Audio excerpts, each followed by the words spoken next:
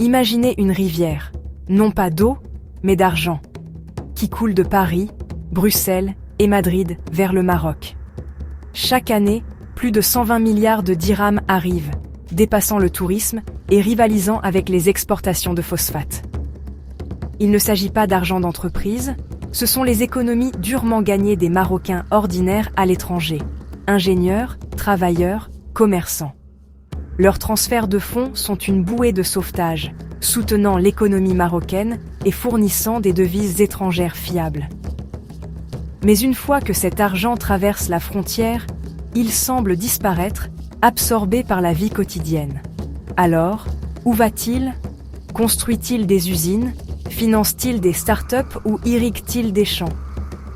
La réponse est complexe. Le voyage commence par un clic ou une visite à une agence de transfert d'argent, un geste d'amour et de devoir.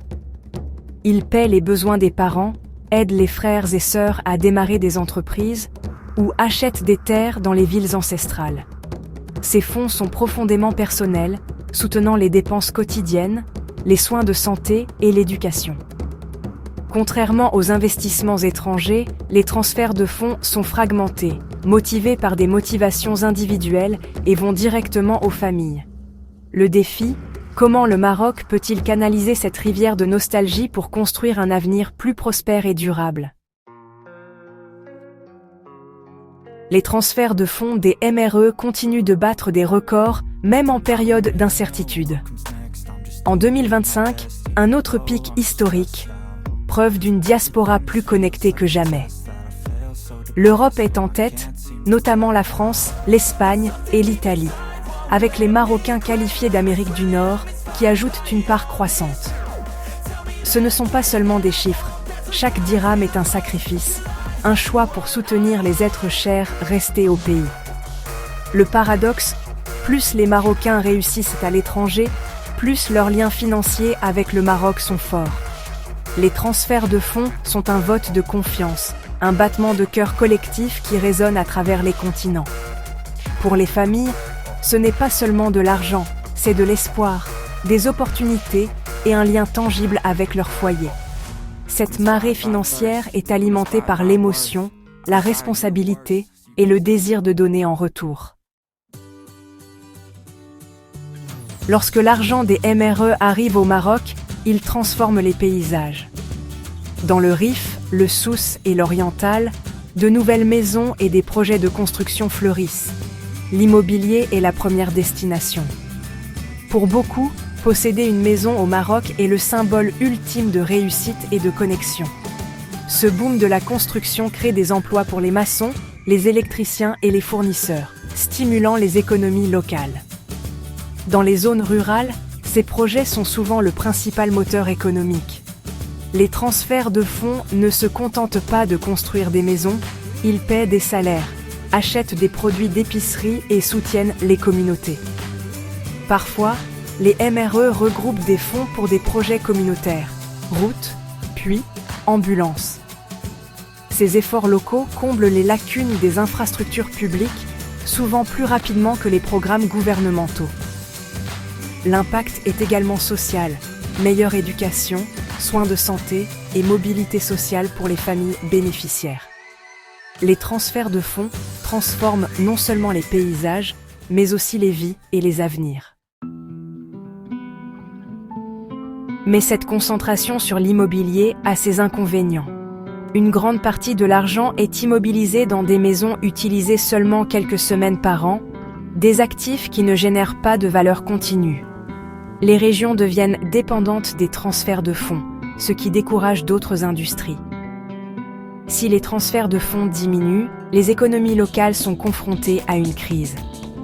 La demande immobilière fait grimper les prix, rendant les maisons inabordables pour les locaux sans revenus étrangers. Cela peut accentuer les inégalités et les tensions sociales. La plupart des transferts de fonds sont destinés à la consommation et non à l'investissement productif. Le défi, réorienter une partie de ce flux puissant vers les entreprises et l'innovation pour une croissance durable. La diaspora marocaine est plus qu'une source d'argent. Ce sont des ambassadeurs non officiels, et une force de soft power. Leur vie quotidienne à l'étranger façonne l'image du Maroc bien au-delà de toute campagne officielle. En Europe, ils sont organisés, politiquement actifs et peuvent influencer les débats sur des questions importantes pour le Maroc. Culturellement, ils partagent les traditions, la cuisine et la musique marocaine, construisant des ponts et brisant les stéréotypes. Chaque thé à la menthe ou festival partagé est un acte de diplomatie culturelle. Le Maroc entretient ce lien par le biais de programmes culturels et de soutien consulaire.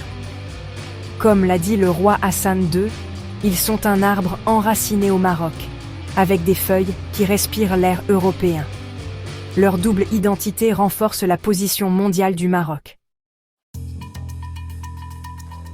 Le Maroc sait que le potentiel des transferts de fonds des MRE va au-delà de l'immobilier. L'objectif, passer d'une consommation motivée par la nostalgie à un investissement productif et innovant. Le gouvernement facilite l'investissement des MRE dans les entreprises, et pas seulement dans les maisons. De nouvelles agences et plateformes guident les investisseurs de la diaspora, leur offrant un soutien et réduisant la bureaucratie. L'accent est mis sur les secteurs à fort potentiel. Énergie renouvelable, technologie, agro-industrie, tourisme. Des fonds d'investissement spéciaux pour la diaspora sont explorés, regroupant des ressources pour des projets plus importants. La jeune génération, éduquée, connectée et qualifiée, est essentielle à cette vision. Ils apportent non seulement du capital, mais aussi des connaissances et des réseaux. Le défi, les attirer avec de réelles opportunités, pas seulement la nostalgie. L'avenir du Maroc dépend de l'exploitation de ce capital humain et financier. Le Maroc est à la croisée des chemins. Les transferts de fonds ont permis de construire des maisons et d'éduquer des enfants. Mais la concentration sur la consommation laisse un potentiel inexploité. Le pont entre la diaspora et la mère patrie n'est qu'à moitié construit. Nous avons besoin d'une nouvelle culture de confiance et de partenariat, considérant les MRE comme des partenaires stratégiques et pas seulement comme des sources d'argent. Le lien de la prochaine génération est motivé par l'opportunité, pas seulement la nostalgie. Ils investiront si le Maroc offre un marché dynamique et un écosystème favorable. Notre défi, rendre le Maroc aussi attractif que Paris ou New York pour leur capital et leurs compétences. L'histoire des MRE est l'histoire du Maroc. Résilient, ambitieux et aspirant à un avenir meilleur. La rivière des transferts de fonds continuera de couler, mais il nous appartient à tous de la canaliser pour une prospérité durable. Alors seulement, le plein potentiel de cette extraordinaire communauté mondiale reviendra au pays.